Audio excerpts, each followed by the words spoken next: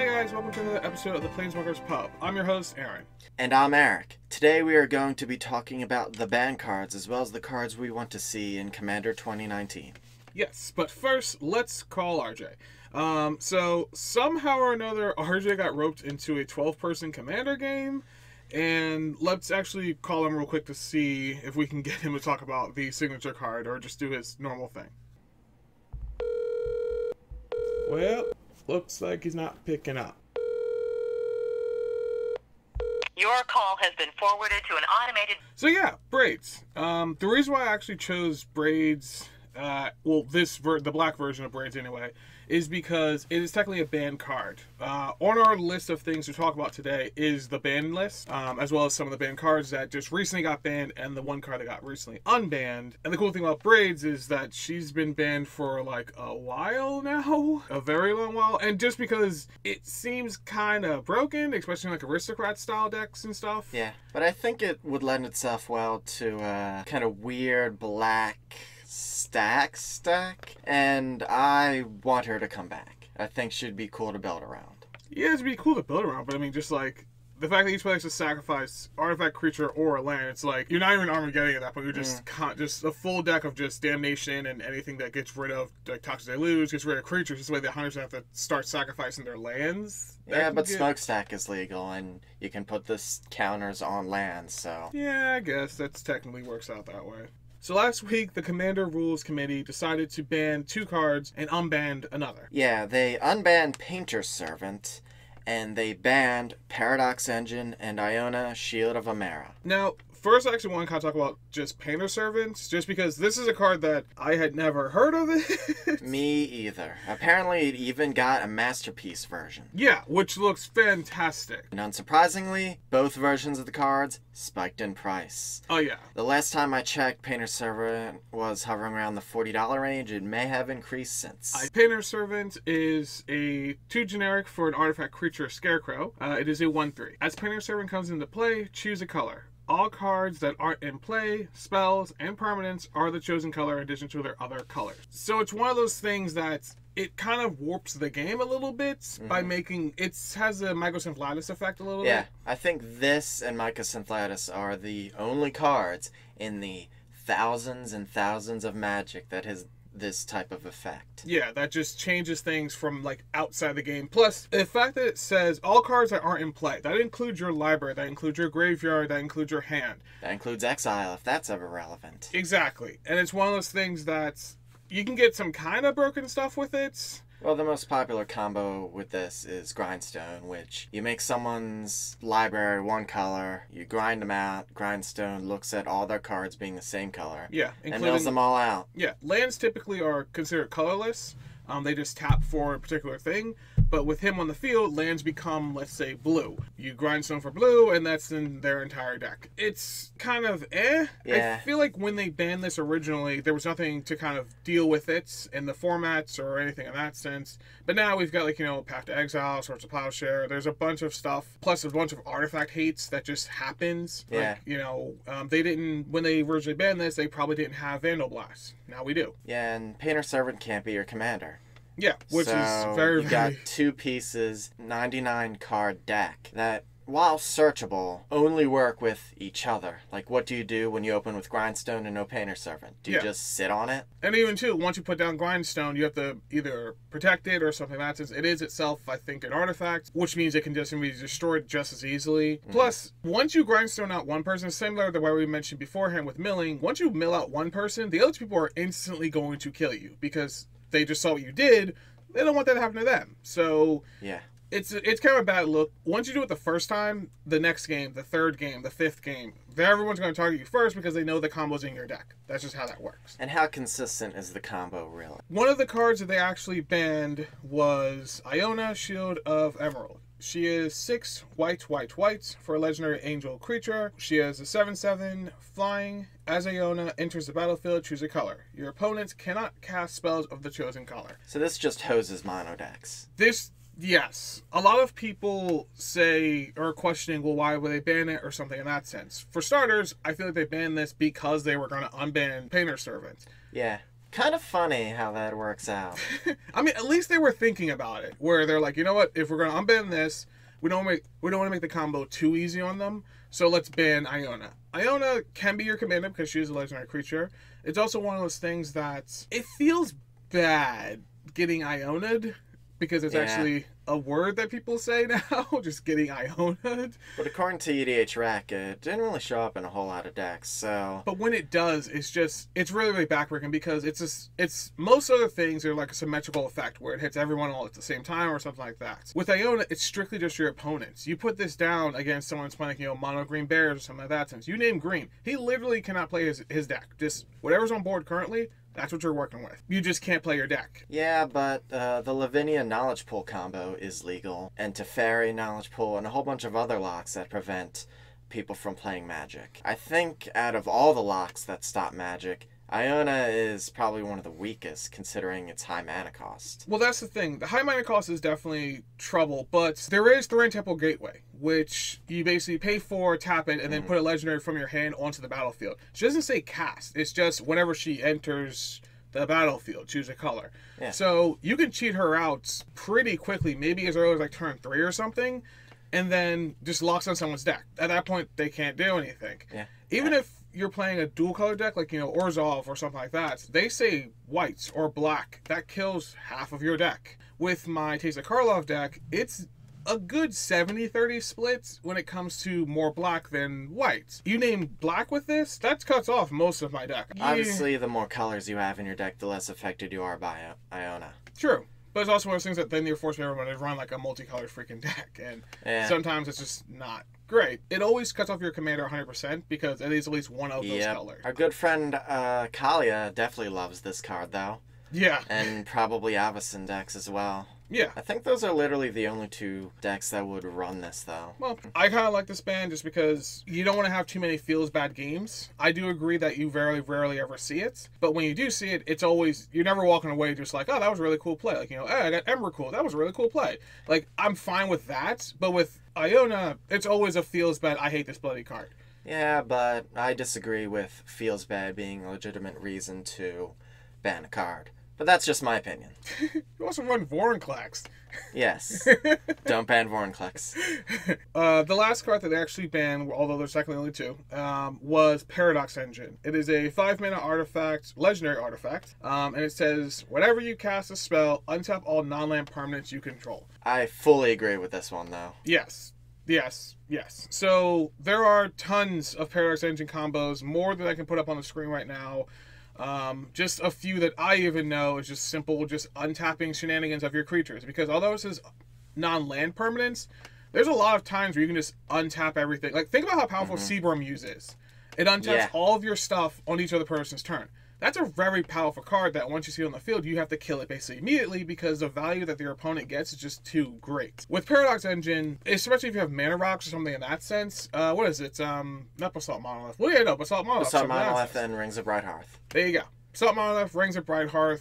Like, you can do a lot with that crazy shenanigans. Anything that requires to be tapped or untapped, like Amara, for instance. Just casting a spell, I can cast a bunch of, like, 1-drops or something small, untaps her, retaps her. It gets broken very quickly. Paradox Engine is definitely one of those cards that it is known as being an infinite thing. But Paradox Engine's banning puts an unfortunate precedent to the Rules Committee because if they're going to ban Paradox Engine for being a infinite combo generator, well, why wouldn't they ban all the multitude of other infinite combo generators? Well, this was actually part of it, but I guess we can mention as well, what cards do you believe should actually be banned? Like, for instance, a lot of people are bringing up, Cyclonic Rift for starters, but a lot of people also mentioning Vadok and Ori, or like, the blue lane line for giving flash speeds and stuff. I guess I prefer the blue one a little bit better because it can only go on a blue deck. So you don't have to deal with it in that particular deck. Vadok doesn't seem that strong to me. Yeah, it doesn't, because you need to have cards that are worth casting at that speed in order to make giving them flash mean something. Yeah. I mean, giving Wrath of God flash is cute, but it's not something I would dedicate a spot in my deck for. Yeah. But maybe I'm just an uncultured bad player. And Well, don't appreciate the true value of a Dalkanori. I've mentioned this a few times on this podcast in general and just in real life, is the fact of, because I actually owned a Dalkanori for a while when I traded it with RJ, and I went back and forth with it, just where do I put it in my decks? No real deck wants it. I mean, ironically, the Esther deck actually wants it now, but enchantments at flash speed? Come on. Actually, it's probably the blue lane. I think about it because she's in blue, so it should be fine to do that. With Planeswalkers, you can't really. There's no point in flashing them in because I can't use their abilities right away. With Imara, she deals more or less with tokens, so there's nothing really to flash in with token stuff. Well, you could still flash in the Planeswalkers at the end step just so you have the mana open for other things. I guess, but at that point, like, what? My point is like this: the golden rule of, not really golden rule, but like the first rule they teach you in Magic is to spend all your mana all at once, or at the very least spend as much of it in the turn as possible. If you're kind of holding up a mana just saying this might happen or I might be able to flash this one thing in, like, you're threatening something that isn't actually there. I feel like eventually if you're flashing in just like, Planeswalkers to end people's turns, people are going to realize you don't actually have anything legitimate to contribute, so I'm just going to do my combo or shenanigans, basically, because you're not going to stop me. Maybe, but if you have all your mana untapped in Vidalcanori, they don't know what you're going to have. I mean, again, you have sorceries and stuff at instant speed, and some sorceries are limited in power by the fact that they're sorcery speed. Yeah. Putting them in instant puts them at an insane level. Like the aforementioned Wrath of God. I don't know, it just seems like it's up in the air.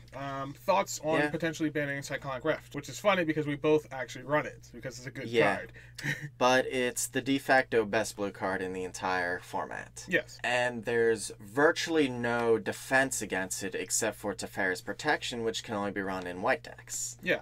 So then my response to people that are saying we should ban Cyclonic Rift is, instead of banning the card, give us other cards in different colors that do the same thing as Teferi's Protection or something similar. Teferi's Protection kind of just phases everything out. What if there is a black one that just phases out, like, your creatures? What if there's a green one that phases out, like, all your artifacts or something in that sense? Like, something like that. Green artifacts? I think you're switching the color pie around a little bit, buddy. I'm switching the color pie around a little bit, but you get my point. It's like, green would be creatures. Yeah, green would be creatures, white are goddess, blue would probably be artifacts, I guess, but then again, if you're defending against, or even I get your point. Yeah, like, what if there's a card that actually punishes them for doing that? Like, for instance, it says, cast this spell, it's an instant speed something or whatever, and it says, for each non-land permanent that left the battlefield this turn, target player loses 2 life per permanent. Or you may put a permanent from your hand onto the battlefield, like completely negating the Cyclonic Rift. Yeah. So, like, something not as broken as Omniscience, but something kind of, like, halfway decent or something like that. Yeah. Dude, I don't know. I kind of like the permanent thing, like, just dealing damage to someone, because it's like... But the counter Cyclonic Rift would have to specifically say, and wasn't killed. Or destroyed or exiled, something in that sense. Yeah. So it'd have to be left the battlefield but wasn't killed. Oh, that's what I'm saying. Or, like, return to your hand. Something like that. Yeah. Where it's like, but, for each permanent that was returned to its owner's hand this turn, target player loses 2 life. Yeah. Like... That'd be a good black counter. Yeah, that'd be fantastic, because if you Cyclonic Rift or you bounce, let's say, like, 20 things, you just die. Yeah, you just get domed for 40. You just die. But otherwise, I definitely think Cyclonic Rift is worth looking at. Yeah, put it, like, on the watch list or something.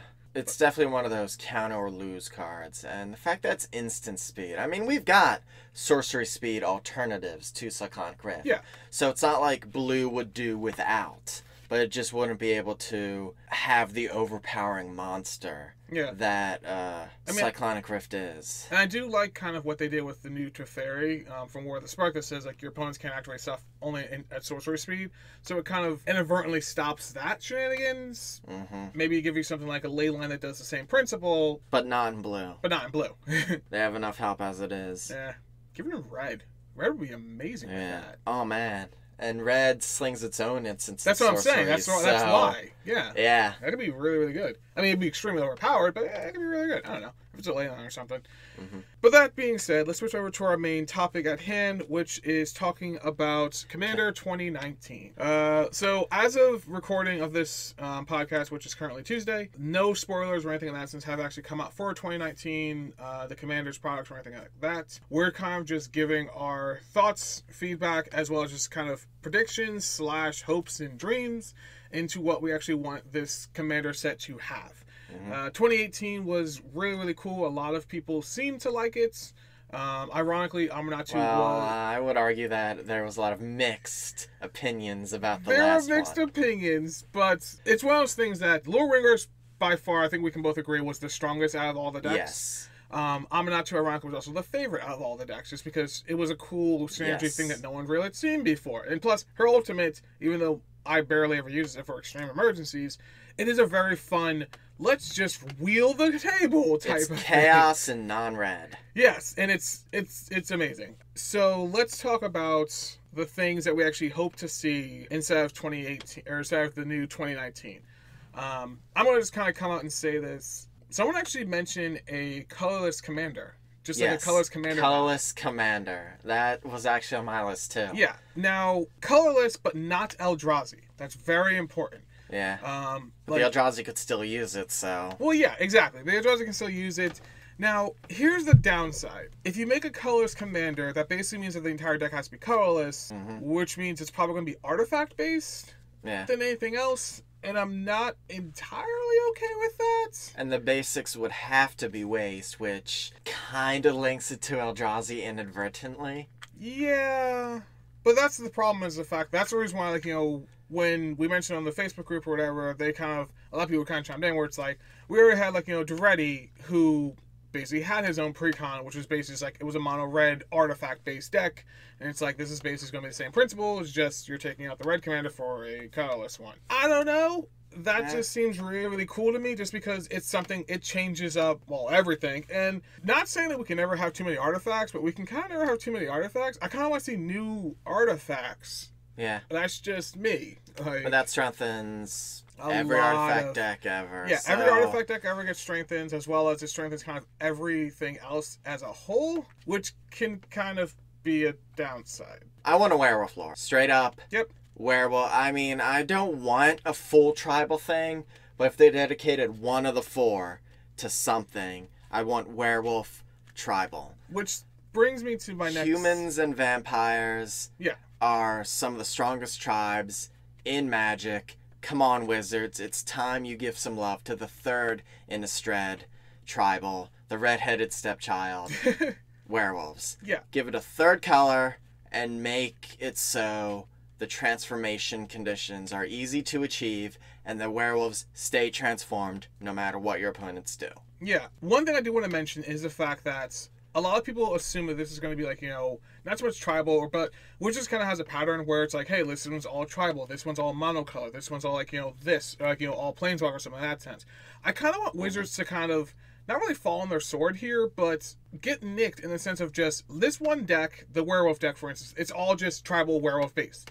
And then this other deck is all artifact based. Like, have them do something where it's like because this is gonna be the 5th version of the Commander's precons that's coming out. Yeah. So have them give us all 4 versions of them in each of the actual decks. So like one deck is strictly on Eminence, one deck is strictly on Tribal, one deck is strictly let's on... not have a Return of Eminence. We're not gonna have a Return of Eminence. We're gonna talk about that later, I promise. But that's definitely on the list.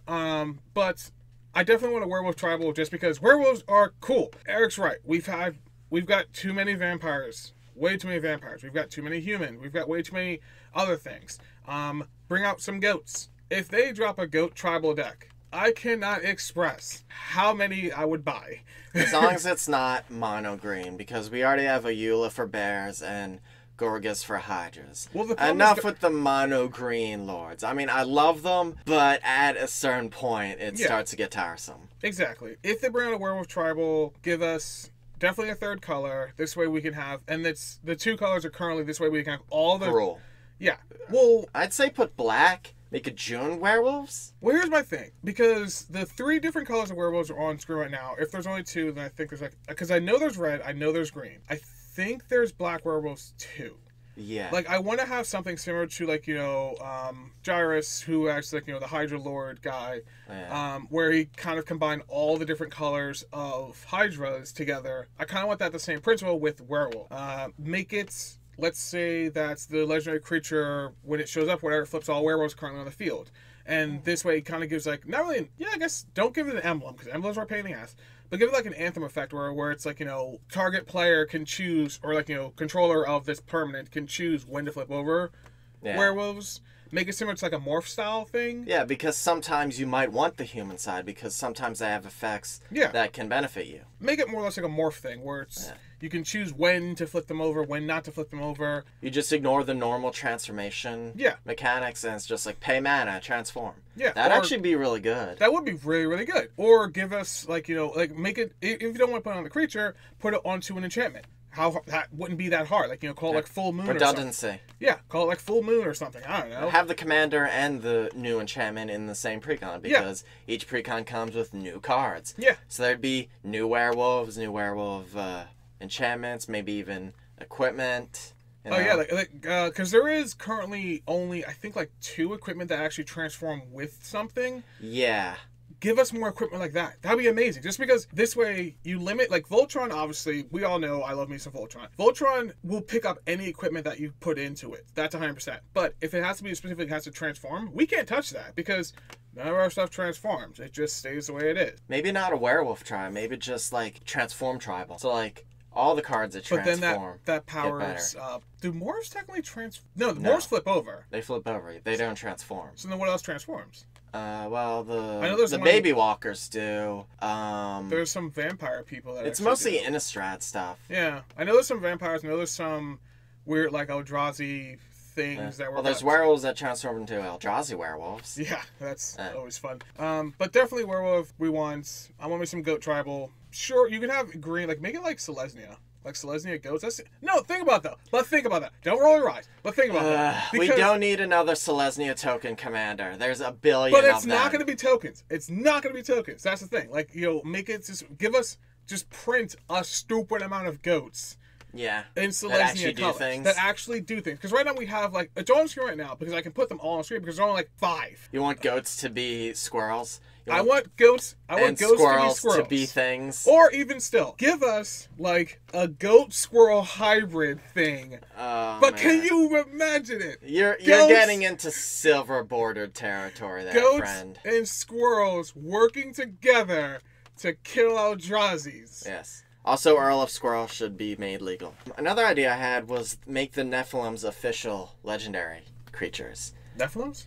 Yes, the 4 colors on EDH Rec are named after the Nephilims, which are considered unofficial commanders. They're not legendary creatures, but they're 4-colored creatures, each of them obviously missing 1 color. Mm-hmm. Like, Ink Treader is non-green, so it's Brea's colors. Okay. We need more 4-color generals in general, because if you look in the EDH Rec page, each one has 1 general, the Nephilim associated with those 4 colors, and partner combinations. Okay. And that's it. I'd be totally fine with another round of 4-color commanders. I don't know, man. That seems like a lot. Well, here's the thing. Like, I'm not really a fan of 4 colors just because your mana base has to be spot on, otherwise you're just getting screwed. Plus, that would also mean, like, you're thinking precon. I don't think they're going to put out Chromatic Lantern in a precon. They have. That's where Chromatic Lantern comes from. I did not know that. Yes. Speaking of reprints, valuable reprints is something that's sorely needed and was one of the reasons why last year's was not looked kindly upon. Yeah. It's one thing that we love new cards because that's why we play the game most of the time. But reprints is because the prices of things are getting higher. I understand that Wizards can't officially, according to them, there is no secondary market. Mm-hmm. Like legally wise, there's no secondary market. I don't understand the legalese of that, but it's because if they realize it, then that means they have to actually change the prices on a bunch of different other cards, and then things go up in order to fluctuate it around. They have to change. It's a whole mess. Yeah, it's a can of worms inside of a box of steaks, inside of a carton of just crabs. Like it's just you don't want to fucking go near it, which is why they don't. That's just how that works. But Yes, if we had reprints of decently valuable cards, we're not saying like reprint like the Scryland or not the Scrylands. We're not saying Fetchlands. we're not saying reprint the Fetchlands. I mean, I would totally say that, but it would ruin the experience. Yes. New players, which are the lifeblood of this format, would not be able to buy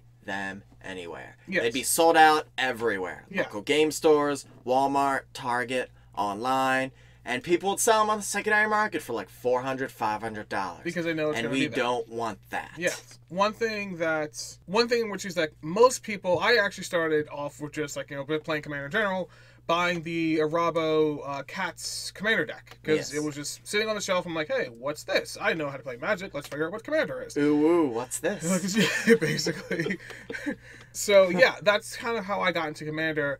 And I want that to be similar to most other people. Obviously, they're mentioning we can't put too many reprints in it because for that exact reason, people are just going to buy it and then sell it, and that defeats the purpose of the Commander game in general, as well as they have to make a nice balance. If you put too many rare things or expensive things in one particular pack, like let's say if they put the Fetchlands inside of Lord Windgrace, no one could buy a Windgrace deck ever in any Target because they would all just be gone. Speaking of last year's precons, you can still find them in Walmart. I bought the Saheeli one last week. I also bought the extra one on Monday. So don't make them so valueless that you can still find them a year later. Yeah, but it's also one of those things that, and that's another thing. You don't want to make them too valuable. For instance, the Nahiri deck, it's going online for like $70. That's not bad. It's not bad. What's in it that people would want? It was a Voltron deck. Oh, okay. Yeah.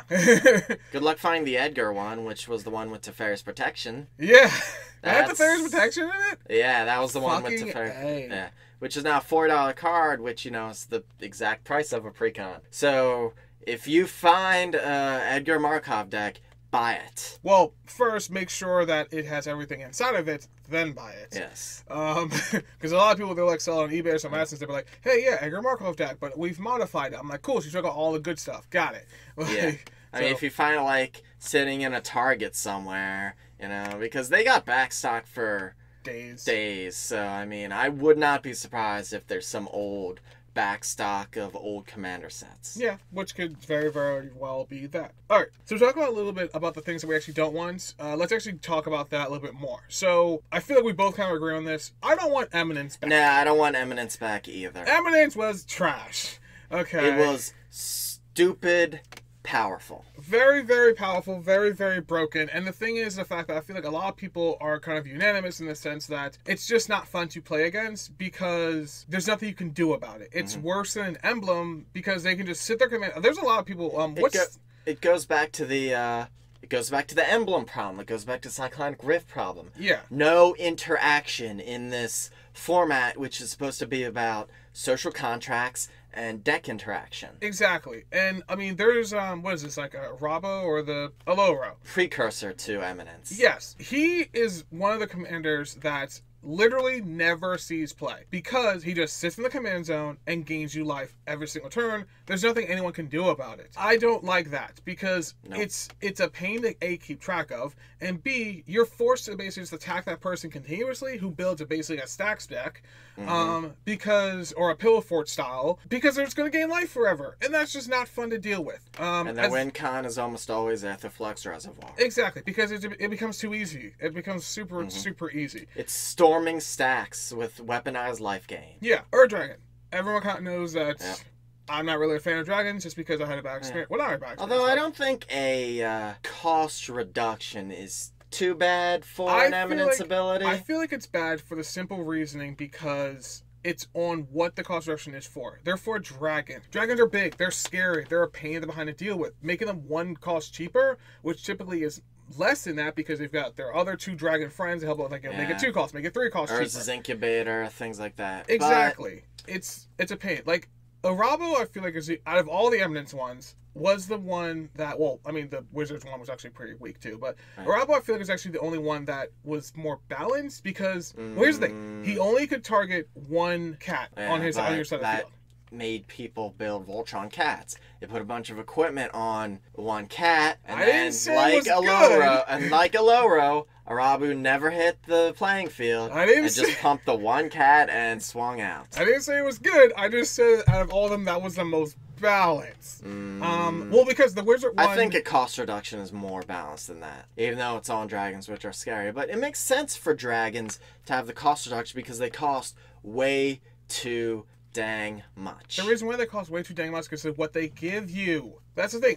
I'm fine with paying like 6 mana or 7 mana or whatever. If I get a 6/6 flyer that has fire breathing, I'm fine with that because but that's pretty weak on all things considered. True, but there's a lot more powerful, scarier dragons out there. Like that's my point of the cost reduction. But what goes back to the same principle. Eminence. I don't want to see it. Get out of my games. The less said about Edgar Markov, the better. I mean, I love him. Don't get me wrong. I love Edgar Markov. Yeah, no. But creating 1/1 bodies for free for just playing other vampires. Yeah, for just playing your deck, you're getting it for free. It's just too much. Yeah, it's way too much. It's not great. Don't want Eminence at all. I also don't want there to be such a snowball effect like last year. For instance, Lord Windgrace. That's a hard deck. The precon, if you just first just precons by themselves, that Lord Windgrace deck is the hardest deck to shut down out of all of them. Just because you ramp so hard. Like we've watched, I've watched a bunch of different games or whatever when it first came out. Game nights had their own different thing. There was another podcast I was watching that actually had their own individual precon of it. Lord of Ready Run had their precon version of it. Lord Windgrace won every single time. And it wasn't for lack of trying with the other players. It was just, he just won because you can ramp to oblivion so quicker than everyone else that you could just replay your commander a million freaking times. Plus, it also had Worm Harvest, which in itself is a destructive really good card, card. Yeah, that's one thing I don't want as well is make the decks more balanced with each other. Yeah. And don't, a lot of people were saying like, okay, well, how do you balance it or something in that sense? Take the weakest deck that you know of that's currently in the 4 you build your 4 precons, whatever. Then take the weakest deck, bring everyone else's power level down to that. Don't bring everyone up to the strongest, bring everyone down. Because you bring it up, then you've got too many strong, powerful decks floating around, and you get to the same principle where everyone's just buying them just for the pieces. Yeah. Needless to say, we're commander players. We're going to buy the decks, play the precon because, hey, it's new. We want to see what the Wizards actually want us to do with it. And then we're going to tear it apart and scrap it for parts. Yeah. That's just, like, we're the best raiders you've never heard of. That's just how commander players work. We take the pieces out of this and put it into this thing because it's like, oh, that's really good in this deck. That's really good in that deck. So you want more balance. You don't want a superpower right out of the box. No. That's good. Because the precons, we have to remember what they're for. They're for new players that either haven't played Magic ever, or they're starting Commander for the first time. I don't want to give them land into Soul Ring, into Signets, into Monolith combo right from the gate, because they're gonna feel powerful like that, which is cool. But then they're gonna come to an actual Commander game and get their behind stomped because they're like, well, I thought this deck was really powerful. But it's supposed to be upgraded. Yeah, but on the other side, we don't want to give them weak Dirtle decks that do nothing. We don't want to give them weak Dirtle decks to do nothing. But if you're versing just the precons versus the precons, they should all be basically equal power level in that sense. You shouldn't be able to take a precon, like the Windgrace precon, and take it to your regular, Friday Night Magic, and then beat someone there. In fact, no, I disagree. I think that's exactly what you should be able to do. But then that makes the precons... ready to play right out of the box. That's the idea with the Challenger decks. The idea with the Challenger decks for Standard is you go in, and it's like, oh, Magic the Gathering. I've never played with this before.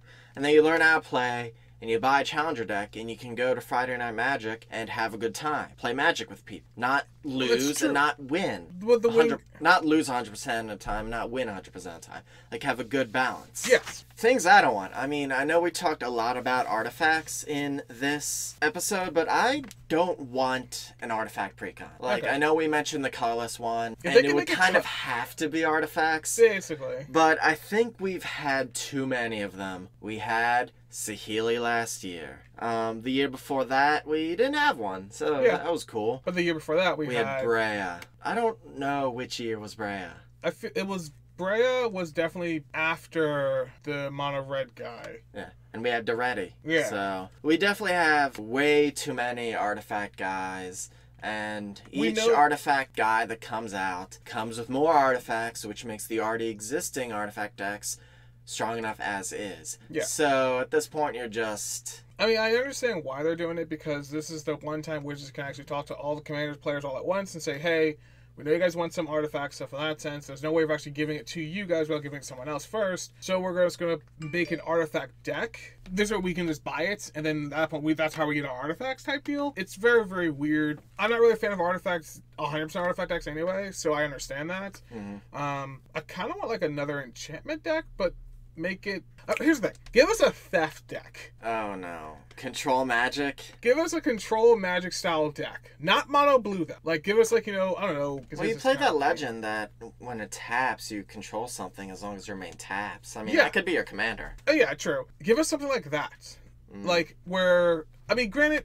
I think that'd be really, really powerful. I mean, you were just talking about how Lord Windgrace was too powerful. I think that would definitely be too powerful. Well, that's the thing. Don't give them all the theft cards. Give them, like, you know, just like some. Give them, like, what is it? Because there's... But if the commander is based around thieving things, then even that might be too much, especially if it just yoinks the core strategy of the other players right out from under them. Well, then just make it so this way, like, you know, what about, there is this, it's like this little, like, mer guy. It's colorless artifact creature that also has blue in its command casting cost. Menarch? Yeah, give us something like that.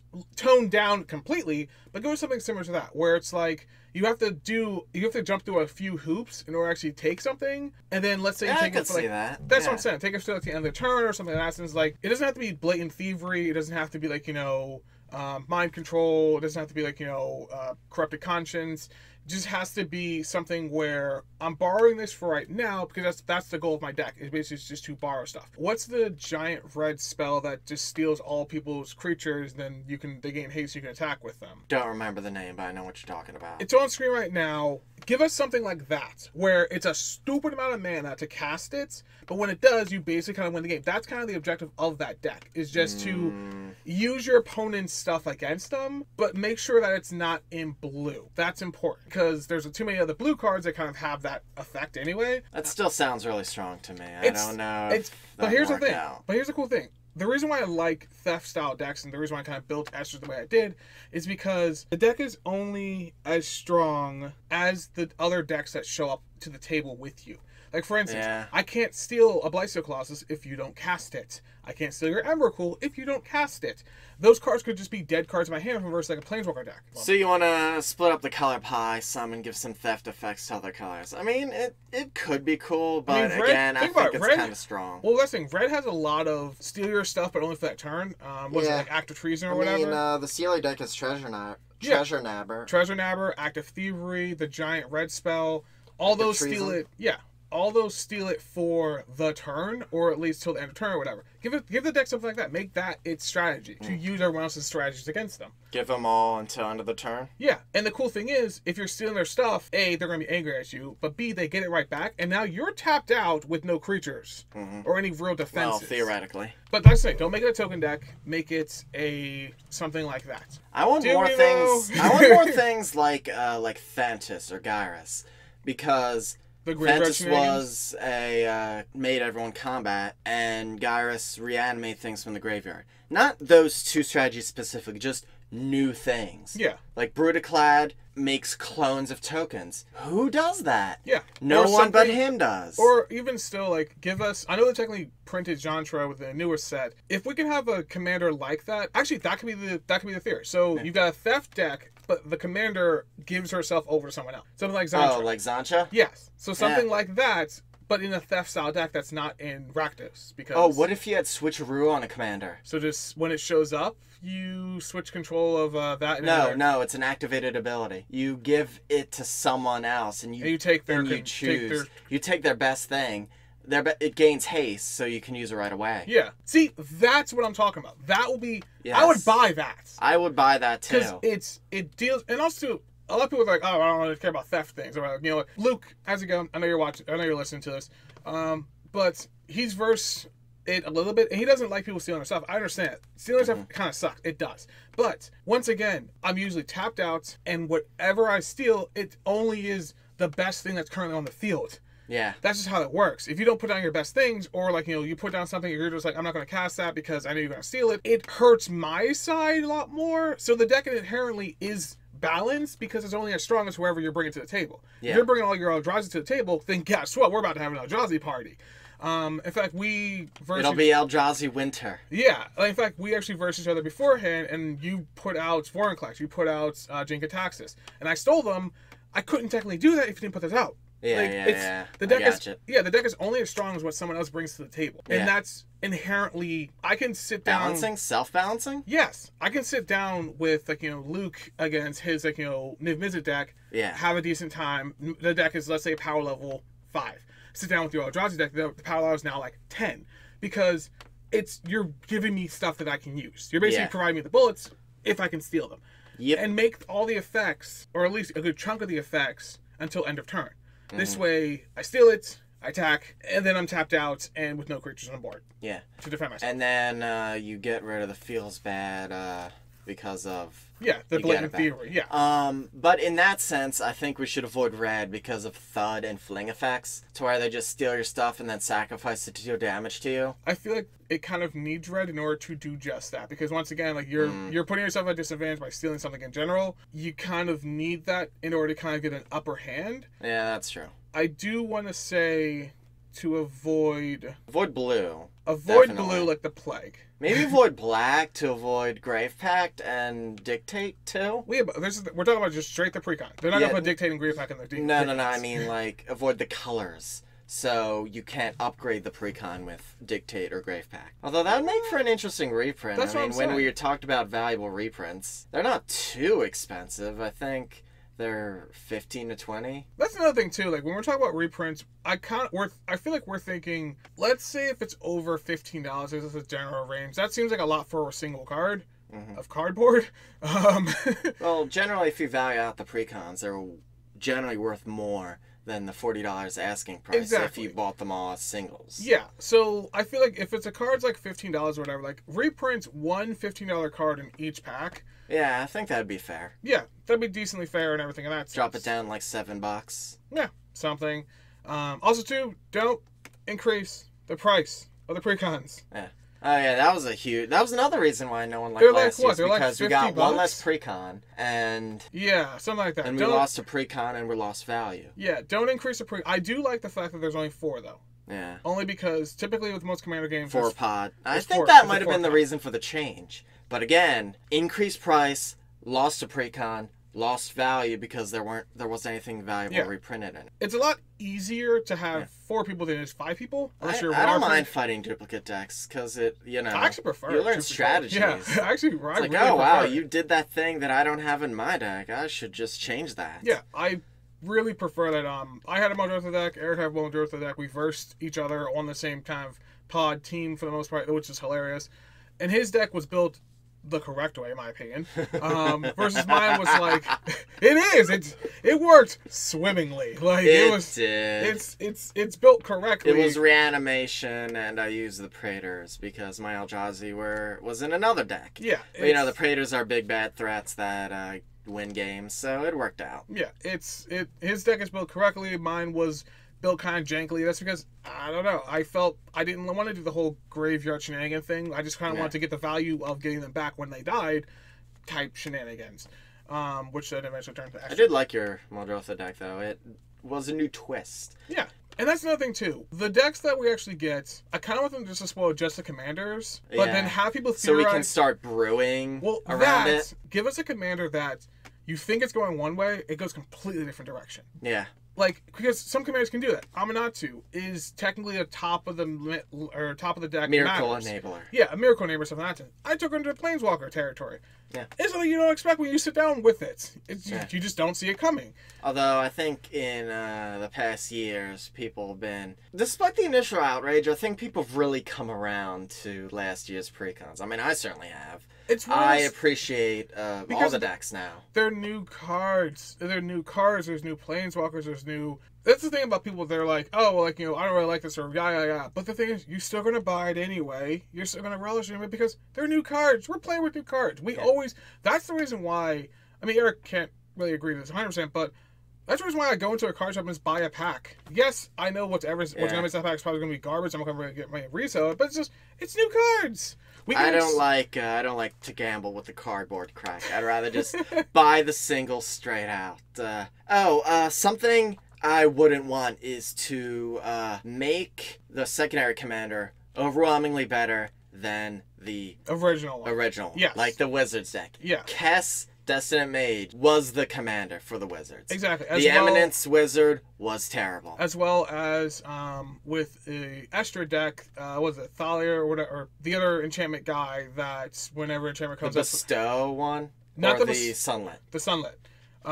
Just because whenever enchantment shows up for the first time, you draw a card, and he gets +1/+1 for each enchantment on the field. He is inadvertently stronger than Estrid. He kind of just... Yeah. Because you can build him more... The deck... Well, just to talk about the precon itself, it's built like a Voltron style, yeah, so it kind of wants him to be the leader. Don't do that. He's the leader of the bunch. Yeah, you like, know him well. You know that you're going to put out 3 legends inside the deck anyway. Give us the strong... I don't care if it's like, oh, well, they all have to be technically Planeswalkers. No. Give us the strongest one from that deck as the commander. Don't have us dig for it. Don't have us figure it out as we play.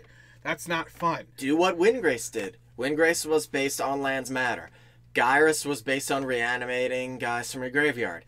Thantis was based on forced combat. All 3 were completely different strategies. Yeah. Maybe they didn't belong in the same precon together now that I think about it, but... They didn't, but the cool thing is Windgrace... They lent themselves to unique deck styles that completely different from each other. Yeah, and the Windgrace deck was a Lands Matter deck, and they get Windgrace is the commander of that Lands Matter's deck. Amanatu had the zombie commander... For some reason? Because zombies? Because zombies. That zombie commander had no business inside of Amanatu. 0 business. Amy didn't care about anything with zombies or anything like that. So you didn't have any zombies in the damn deck. You could create... No! You could create them using one of the Loyal Guardian or Loyal Apprentice guys or whatever, the black guy that creates it. But outside of that, you had no zombies in that deck. And there was no point in blinking it, was there? There's no point. No, because she didn't care about blinking. She cared about attacking with the number and hitting, and then dredging your library to get zombies, and then she dealt damage equal to the zombies on the field, doesn't she? Yes, there was no zombies in that deck. That's weird. It's a lot easier to think of things we want than things we don't want. Because we want stuff. Overall... We want stuff to be good, we don't want stuff to be bad. Yes, that. And overall, we just want new cards. We want new cards, valuable reprints. We want things that... We just want stuff that we can actually play, basically. So now it's time to jump over to my favorite segment, which is going to be Last Call! Last Call! You don't have to go home, but you can't stay here. So, final thoughts or... Basically just kind of last shenanigans with anything that we actually talked about, the ban list or Commander 2019, anything like that. Painter Servant is a gimmick card. I don't expect it to go anywhere. Despite the increasing price. I mean, I'm sure people come up with a few cute combos, but I don't think it's going to impact the meta as a whole. It's definitely not going into any CEDH decks. Yeah, it's one of those things and we've mentioned it a few times beforehand, but we're going to mention it again. You're going to see it a bunch in your Commander games for the next, let's say, month, and then after that, it's going to disappear again because it's a cute combo. You do the combo once. It's kind of like I can see it as a feel-bad combo, though. It is a I got Grindstone. Yeah, I got Grindstone. Cool, that was a fun game. Whatever. Shuffle up, play again. Whatever. It's very much like Birthing Pod, where the combo is the same every single time you do it. Yep. And it becomes boring. Yep. Don't get me wrong. I love me some winning. I really, really do. Yeah. But I don't want to win the exact same way every single time. That's not a fun game to me. You can also do some jank stuff and be like, oh, well, now I can play my Circle of Protection.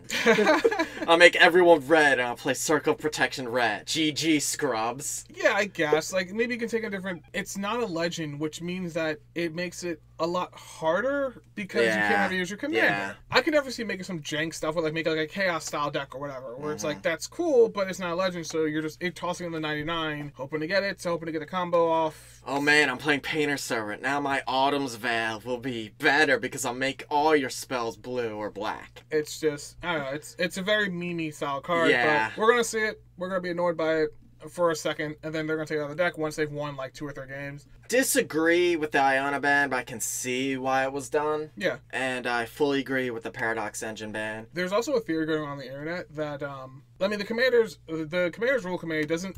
They talk to Wizards of the Coast, but they're not part of Wizards of the Coast, if that makes sense. Which I love, by the way, and I don't think Wizards should dig its hands in the Commander format Exactly. any more This than is it our already format, has. or it's a casual format on purpose, and we kind of just want, we're there for the game. We're not there to win all the time. RJ goes on record all the time saying, "I'm not there to win. I'm just here to have a fun time." Yeah. Like, it's a fun time, and just saying like, "Oh, like, you know, who won that game? I don't even remember." It's just, but you remember that cool thing that happened? Like, Yeah. that's why we play Cool Commander. interaction. There's a theory going around online that they banned those two because the rules committee knows what's coming out, or at least some cards are coming out in the Commander And you think 2019. they'll have extreme interactions with both of them? Yes, that's the theory. But the question remains, will the precons have interaction with Painter Servant? Probably not, which is why they unbanned it.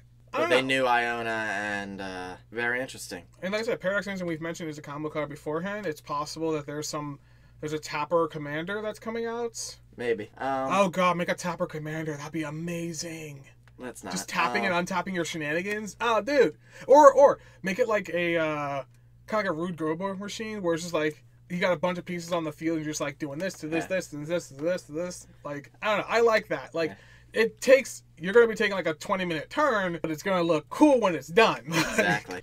So let's actually jump over to a cleanup step where I say thank you so much for actually listening and watching this episode. We are currently at like 29-ish subscribers, which is completely amazing. Thank you guys so much for that. Make sure you hit that like button, share, follow, all the fun stuff. All right, guys. We'll see you next time. Take it easy. Over and out.